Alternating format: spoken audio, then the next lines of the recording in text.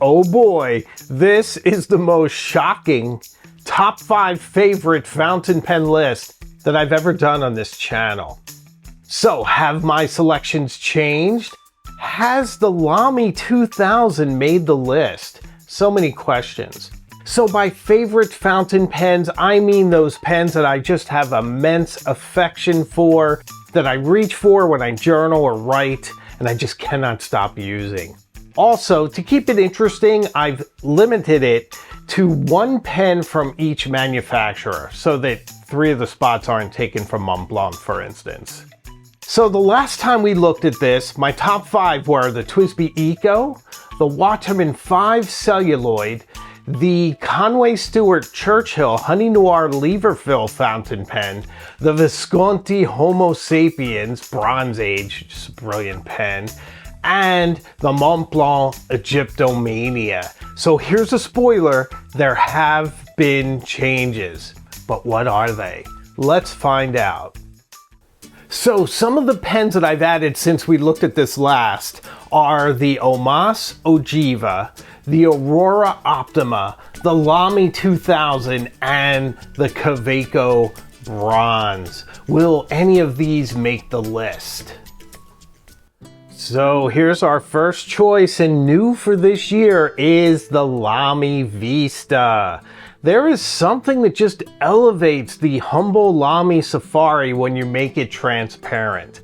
I love seeing the converter in there and just having this crystalline appearance that reflects light, that just feels really light in the hand. I feel like transparent pens just feel lighter because they give the impression of airiness.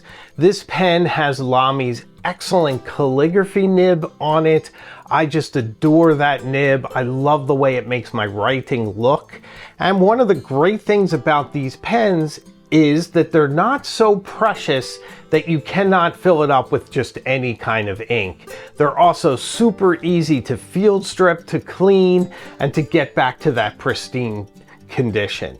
So this pen is just an absolute joy to use, and I bought it in New York City, so each time I reach for it, I have all these warm memories of one of my favorite trips and one of the greatest cities in the world. So it's an absolutely brilliant pen. But is it the only Bauhaus inspired pen on this list? My next choice is a perennial favorite.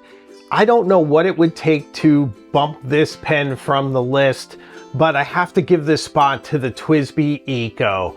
I adore this pen. I just think it's such a tremendous value for around $30, $35.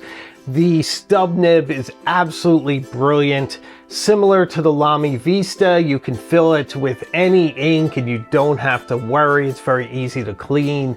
It's also just a joy to use, and with the piston fill, you get a complete fountain pen experience that you may have to pay many hundreds of dollars for otherwise. I love the way it feels in my hand. I don't post it. I enjoy writing with it. It's just a fantastic workhorse of a pen.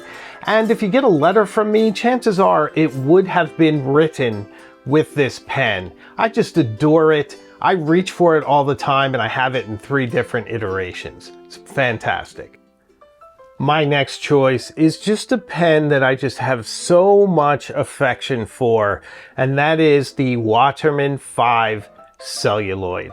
This pen is nearly 100 years old, and I just think of all the things this pen has seen. I wonder who has held this pen. What have they done? What kind of amazing lives and adventures have they had? Where has this pen been? Where has it traveled to? There's so many questions. It's so interesting. But in this pen, you get a lever fill. You get a pen that's thicker than the Waterman 52.5, so it's a little bit more practical. It's also very light and has this most exquisite ideal red flexible nib from Canada that has a keyhole breathing hole that's absolutely quaint and exquisite. It is very flexy, but can also write very smoothly when not flexed. It's a joy to write. I get the feeling that my handwriting just looks a bit more interesting when I use it, and I'm certainly inspired by all the time that this pen has seen, all the places. Now the downside is it doesn't travel very well, so now it's pretty much tied to my desk and my home journaling. It just likes to belch ink if you carry it around too much. But nevertheless, I adore this pen. It is a fantastic journaling pen. You can just write for hours with it. It's absolutely brilliant, and I encourage all of you, find a vintage pen of your own. They are so exquisite, and you can get fantastic gold nibs for much cheaper than a modern gold nib full price retail. So try that out. My next choice is absolutely shocking, but I have to be completely honest when I make these lists, and this pen is just one that I keep reaching for, I cannot put down, and I just absolutely adore it. It comes from the great country of India that produces some of the most fantastic fountain pens and inks out there. Exquisite. This is the Magna Carta Mag 600. Magna Carta set out to do the impossible, to create a modern gold flex nib that feels like vintage flex, and they are so successful in what they set out to do. It's an absolute joy to write with. The flex is amazing, but it's also really great as an everyday writer. It is smooth when unflexed and gives you an exquisite extra fine line that's super fun for journaling or for signing your name when you can lean down into those downstrokes. So fun. The broadness of that flex nib is just amazing. So I've been enjoying this pen. I took it with me to Quebec City. I love journaling with it. I love the girth of it. It's very comfortable in my hand, and it's just an absolute beautiful recreation of a vintage pen experience. And it's just a pen I cannot put down. Wonderful work, Magna Carta. This pen is fantastic. So here we are at my top spot, my favorite fountain pen, and I think for regular viewers of this channel, this will be no surprise.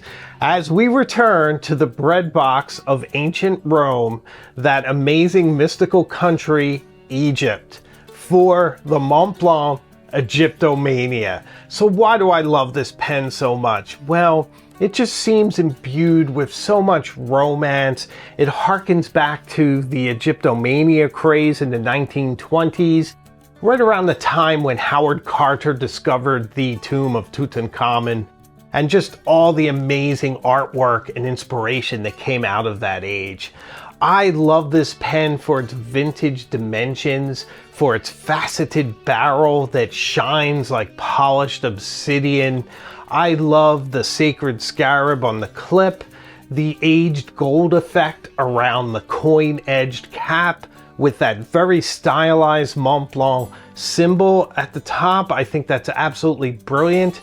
And then when you unscrew this pen, you reveal one of the most gorgeous nibs anywhere. From the triangular breathing hole to the embossed sacred scarab in all of its glittering gold beauty and its soft flexibility that's just a joy to write with. This pen is a piston filler, so it keeps that romance and that sense of vintage pens alive. It's a really nice, elegant dimension in your hand. It writes beautifully, and it is so much fun to journal with, to take with you when you travel, to just keep with you as a constant companion. And it has been. I absolutely adore this pen. I find it magical. I find it inspirational. I find that I write even better with it because it's such a smooth writing experience. It's so pleasurable that it keeps my thoughts rolling and keeps me writing in the manner that I need to get all of my ideas down on paper. So it is a fantastic pen. If you can find one for yourself, I highly recommend it because it's just a joy. So What do you think of my top 5 favorite fountain pen list for this year? Was it shocking? I thought it was. Let me know in the comments. Also, thank you so much for watching, and if you've reached this point in the video and you haven't subscribed, please do. I'd love to have you on this journey with us, and I can promise you, we are going to some amazing places. Also, if you want to support the channel even more, consider becoming a member. All sorts of perks behind the scenes, and it's just a lot of fun, and it keeps the lights on, so I'd appreciate it. So I make new videos all the time, and I have a live fountain pen show each Tuesday night at 8 p.m. So I promise we will see each other again very soon, further up the road. So take care of yourself.